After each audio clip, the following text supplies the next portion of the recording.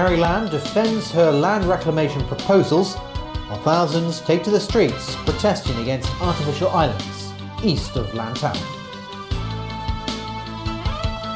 Shinzo Abe renews his pledge to revise Japan's pacifist constitution at a military parade. And Donald Trump meets an American pastor newly freed by Turkey at the White House.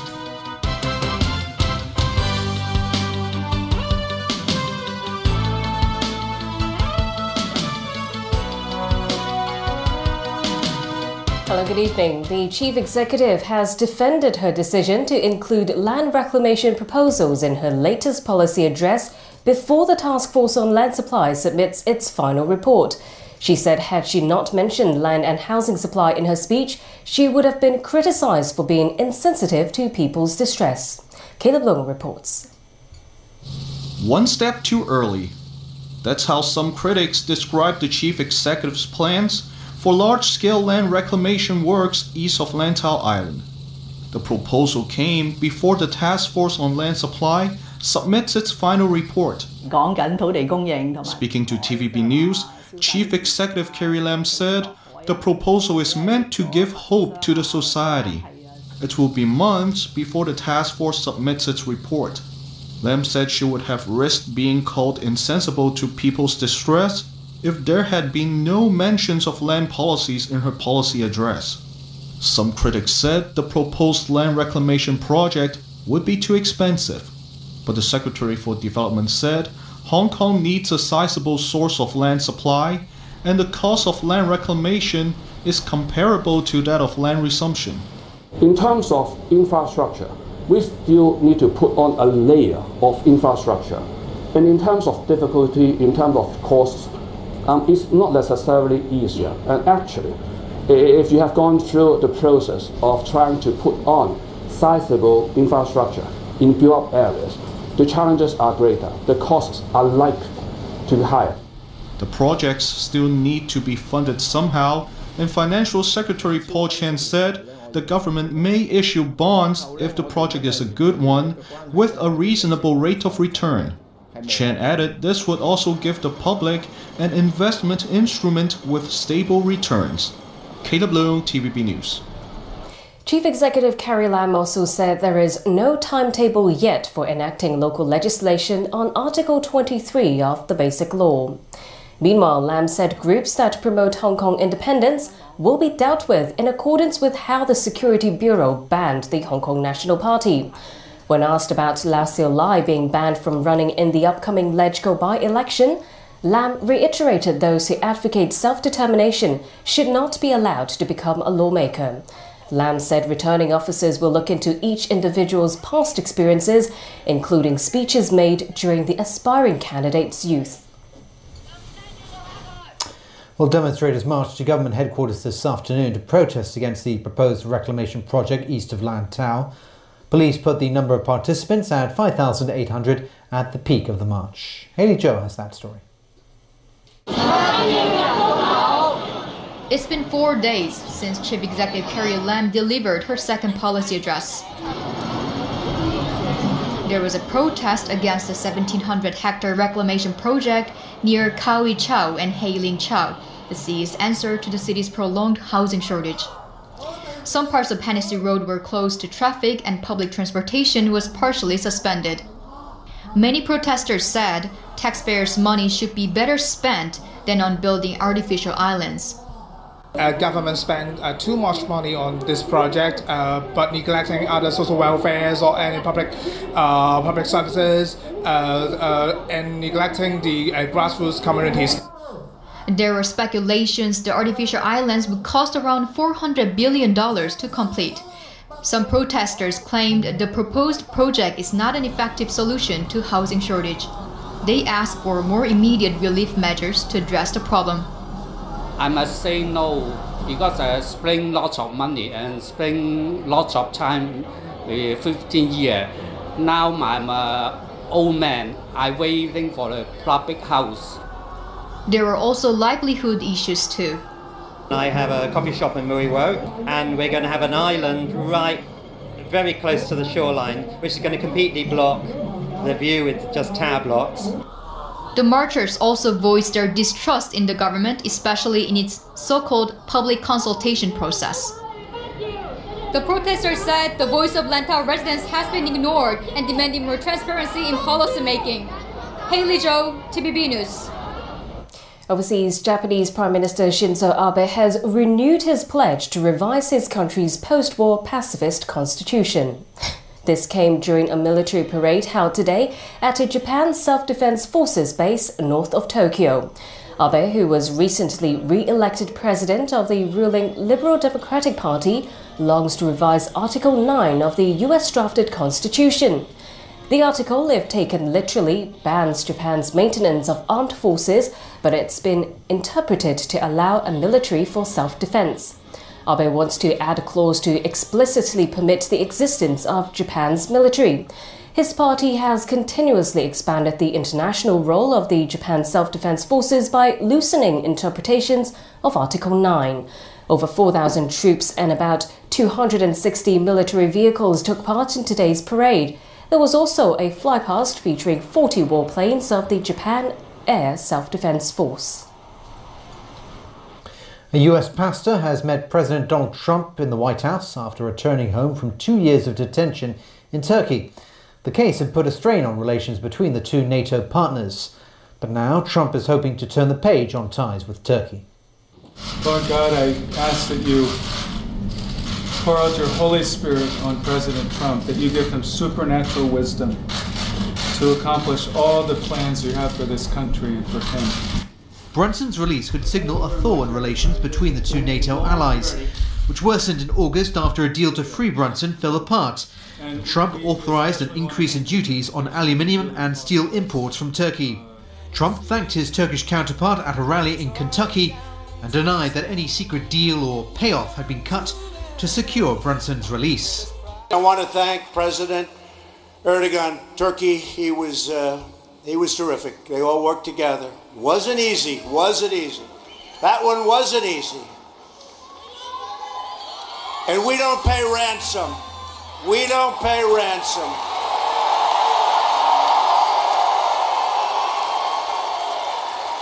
But I do. I want to thank the President. I want to thank the people of Turkey. And I think we'll probably now really establish a terrific relationship with Turkey. We appreciate it. Trump didn't pledge to lift the tariffs on Turkish steel and aluminium, but talked about the end to the harsh relationship the two sides had endured. Well, the Saudi stock market dropped nearly 7% in early trade today after US President Trump's threatened severe punishment over the disappearance of Washington Post columnist Jamal Khashoggi. The kingdom has rejected all threats of punishment against it. Still, Trump has stopped short of banning military sales to Saudi Arabia over the presumed killing of the journalist. We've all heard a lot about the audio. Nobody's seen it yet, so we do want to see it. I guess it's a combination of seeing it and hearing it, and maybe a lot can be done. Yes, we're going to be seeing it very soon. But in terms of the order of $110 billion, think of that, $110 billion, all they're going to do is give it to other countries, and I think that would be very foolish for our country. But there are other things we can do that will be very severe. At least 17 people, including 10 civilians, have been killed after a Saudi-led airstrike targeted Houthi rebels in Yemen. Apparently, 8 members of the same family were among the victims. At least 20 others were injured. The air raid struck a Houthi checkpoint in the port city of Hodeidah. The area is controlled by the Iran-aligned Houthis and is where UN and other humanitarian aid arrives. A Saudi-led coalition is fighting the rebels in the ongoing war in Yemen. The UN has called the conflict the world's worst humanitarian crisis. Anwar Ibrahim is celebrating after winning a by-election yesterday designed to allow him to re-enter Malaysia's parliament. Anwar won by an overwhelming majority. The victory marks his official return to political life just 5 months after he was freed from jail. It will also be the first time that both he and Prime Minister Mahathir Mohamad are members of Parliament under the same banner after a bitter feud lasting over 20 years. I'm expected to return for the swearing-in ceremony Parliament on Monday, and I will then, of course, focus my work assisting our leaders and the Parliament to ensure that we embark on effective parliamentary reforms. And still ahead tonight, Pope Francis defrocks 2 Chilean ex-bishops over sexual abuse of minors. Former president of the Hong Kong Institution of Engineers, Joseph Chow, dies at age 77. And highlights of this year's Hong Kong Cyclothon.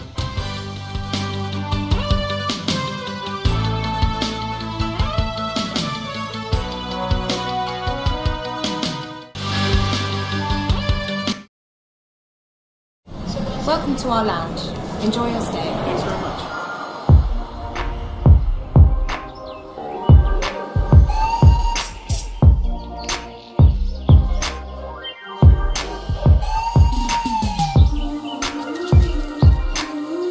Find calm in over 1,000 airport lounges worldwide. It's another way we've got your back. The Platinum Card from American Express. Don't live life without it.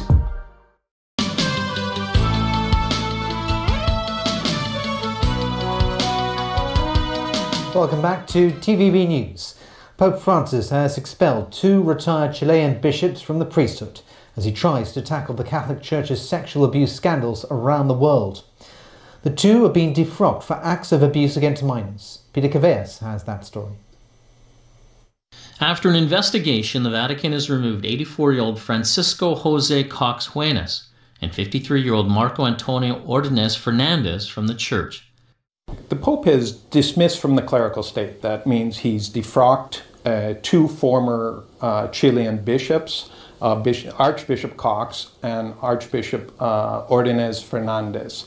Now, this was on account of abuse of minors. It was a decision taken by the Pope, and it has no appeal. Defrocking or being reduced to the lay state is the harshest punishment the Church can inflict on a member of the clergy and is rarely taken against bishops. This may provide a new degree of transparency in a growing global abuse scandal. We have to remember the victims of abuse here. It's important for them to know that someone is no longer a priest, and it's important for them to know why he's no longer a priest, why he's been defrocked. This is even more essential in the case of a bishop. The decision came as the pontiff met with Chile's president, Sebastián Piñera, at the Vatican. Church abuse has been a major problem in the South American country. Authorities there have investigated more than 100 allegations of sexual abuse or cover-ups involving more than 160 church workers. In May, all 34 active bishops in Chile offered to resign over their collective mishandling of the abuse scandal. Pope Francis has accepted only 7 resignations. Peter Caveos, TVB News. A Venezuelan opposition activist who was freed after 4 years in jail has now arrived in Spain. Wearing black pants, a black hoodie and glasses, Laurent Gomez Sale travelled to Madrid following his release. He was accompanied by a Spanish official during his journey from Venezuela. His departure was a surprise. Even his mother did not know he was being set free. She campaigned to secure his release. Sale was arrested in 2014 in Colombia for appearing in a cell phone video claiming he wanted to cause unrest in Venezuela. He was extradited following his arrest. The Venezuelan government claimed he was plotting terrorist acts. Spain, which helped facilitate Sale's release, hopes this move will ease political tensions in Venezuela. And in Paris, thousands of people joined a March for the Climate to call for greater action to reduce the impact of global warming. Many parents took their children to the march, expressing their concern for their future. An estimated 14,500 people joined the demonstration. Protesters raised issues such as carbon emissions, extreme weather, failing biodiversity, and nuclear power as crucial to addressing the impact of climate change. Climate marches were also organized in Geneva, Luxembourg, and about 30 more cities in Europe. Back locally, former Hong Kong Institution of Engineers President Joseph Chow passed away yesterday at the age of 77. Chow is the husband of former Liberal Party chairwoman Selina Chow. He also served as chairman of the Hong Kong Examinations and Assessment Authority and as a member of the Housing and Hospital Authorities. Chow was appointed a Justice of the Peace in 1992 and was awarded an OBE in 1997. The Democratic Party has received 10 complaints so far this month from people who've suffered losses from cryptocurrency investments. The party says the losses range from $50,000 to $600,000, totaling about $1.7 million. We see that all these complaints actually related to three major components. The first one is the expected return. Actually, have a really largely difference from the reality, the actual promise. And the second one is the risk is not clearly and comprehensively disclosure to the investor or the victims. And the third one, the contract terms actually is not fair. The party urged the government to look more closely into fraudulent cases involving trades of virtual currencies or anonymous investments. As a short-term measure, the party has set up a hotline to offer legal support for victims to recover their losses. The Civil Aid Service, along with various government departments, held a Mountaineering Safety Promotion Day to raise safety awareness among hikers. Pinky Wong was there. Civil Aid Service members demonstrating mountain search and rescue techniques. Kids dressed up as an officer of the Auxiliary Medical Service team. All these activities aim to educate the public about safety measures so as to avoid mountaineering accidents. Within this year, missing person is the most case in Hong Kong. Without panic is major. According to the Fire Services Department, there were 340 mountaineering accidents last year, including 15 fatal cases. Government Flying Service officers explained their rescue work on site. Gears such as their SOS flashlight and anchor plates for hooks and ropes were also showcased. Some of these equipments are rarely displayed, like this SIP rescue, which was once used in a cable car rescue mission. This father, who often takes his son on hikes, said it's good to teach the young ones about being safe while enjoying the mountains. Members of the public are reminded to avoid hiking alone, and they should plan ahead for their routes. Pinky Wong, TVB News. More than 5,400 cyclists, including amateurs and some of the world's top athletes, took part in the Hong Kong Cyclothon today. According to the Hong Kong Tourism Board, at least 10 people suffered injuries during the event. Kena Chu has more. 2, 1. The newly added Greater Bay Area Youth Trophy kicked off the event at 5 a.m. Some 3,000 cyclists from around the world participated in the 50-kilometer race starting from the Tsim Sha Tsui Promenade. They included representatives from the 11 cities in the Greater Bay Area. A former Tour de France winner was the first to cross the finish line. Hong Kong is incredible for the contrast. I don't know another city in the world where you can be in a real bustling city centre and then be out in the mountains and trails in just a few minutes. The route spanned 3 tunnels and 3 bridges, including the Tsing Ma Bridge and the Eagle's Nest Tunnel. The view from the bridge is beautiful. Here, big, good ground. Quite a lot of wind, but otherwise it's good. In Europe, the roads are really small and a lot of bad ground. While contestants were told not to take photos during the race, for some it was a temptation hard to resist. A reported case will lead to the participant being banned from the event for the next 2 years, said the Hong Kong Tourism Board. The 30-kilometer Centenary University Trophy that didn't cover the Tsing Ma or Tin Kau bridges was just as popular, with nearly 1,700 participants. Among today's 8 tournaments, races for families and kids were available as well. Kena Chu, TVB News. And that's the news. Have a very good night. Bye.